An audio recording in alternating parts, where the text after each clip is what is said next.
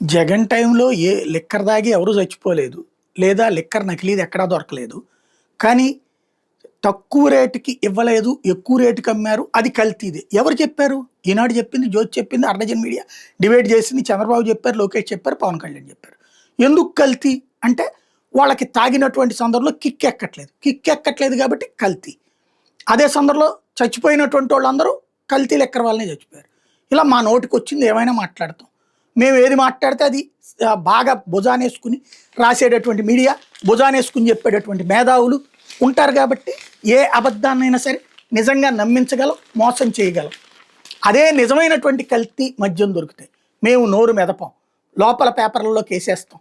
దాంట్లో కూడా వాడికి అక్కడ దొరికినటువంటి వాడు వేలు విడిచిన మేనమామ గారి అబ్బాయి తమ్ముడి అక్కగారి మామగారికి సంబంధించినటువంటి మేనల్లుడి కొడుకు అక్కయ్య గారి తమ్ముడు ఒకడు ఉండుంటాడు, వాడు వైసీపీలో ఉండుంటాడు కాబట్టి వాడు ఇది వైసీపీనే అని తోసేస్తాం.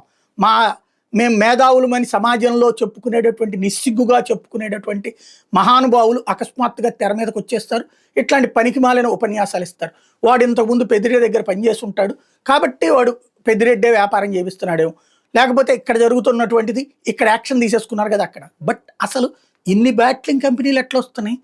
3 చోట్ల డంపింగ్ ఏంటి, తయారీ ఏంటి, లారీల సరుకేంటి, నిఘా వ్యవస్థలు నిద్రపోతున్నాయా, ఎక్సైజ్ శాఖ పడుకుందా, లేకపోతే పోలీస్ శాఖ ఏం చేస్తుంది, స్పెషల్ బ్రాంచ్ ఉందా లేదా, ఇంటెలిజెన్స్ ఉందా లేదా, ఎట్లాగ జరుగుతున్నది ఇదంతా? ఏం జరుగుతోంది? ఎన్న రోజుల నుంచి జరుగుతోంది? ఇది వదిలేసి వాళ్ళకి వాడు వైసీపీకి సంబంధించిన వాళ్ళతో తిరిగాడు, వాడితో ఫోటో ఉండుంటుంది, వీడు తెలుగుదేశానికి సంబంధించి ఉండుంటాడు, ఫోటో ఉంటుంది. ఇదే నేరాన్ని నేరంగా ఎందుకు దర్యాప్తు చేయం? ఎంతసేపటికి తప్పుడు ప్రచారాలతో ఎందుకు సాగదీస్తాం? ఈలోపు ఆ అసలోడు వచ్చేసాడు, నేను విదేశాల్లో ఉన్నాను, నాకేం సంబంధం లేదు, దీని వెనకాల చాలా పెద్ద కుట్ర ఉంటుంది అంటాడు.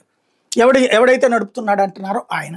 ఇంతకీ అసలు దీంట్లో దర్యాప్తు వెళ్తుంటే ఏమి తేలదు. ఎందుకంటే ఎప్పుడైతే రాజకీయం దూరిపోయిందో, ఎప్పుడైతే మీడియా నీచాతి నీచ జర్నలిజం ప్రారంభించిందో, వాస్తవాలని సమాధి చేస్తూ అబద్ధాల పునాదుల మీద కొత్త కథ నడపడానికి రంగం సిద్ధమవుతుంది. ఇప్పటిదాకా తాగినటువంటిది నకిలీదా ఒరిజినల్లా జనాలకు తెలియదు. ఇప్పటిదాకా షాపుల్లో ఉన్నటువంటిది ఇంతవరకు ఏమైనా వెరిఫై చేయిస్తున్నారా? లేదా బెల్ట్ షాపుల్లోనే వెరిఫై చేపిస్తున్నారు? ఏం లేదని సర్టిఫికేట్ కూడా ఇచ్చేశారు, ఎక్కడికి పోలేదని చెప్పేసి. ఎవరు డిసైడ్ చేస్తుంది అంటే మా ఇష్టం, మేమేం చెప్తే అది నమ్మండి, మేమేం చెప్తే అది రైట్ అనండి, ఇంతే.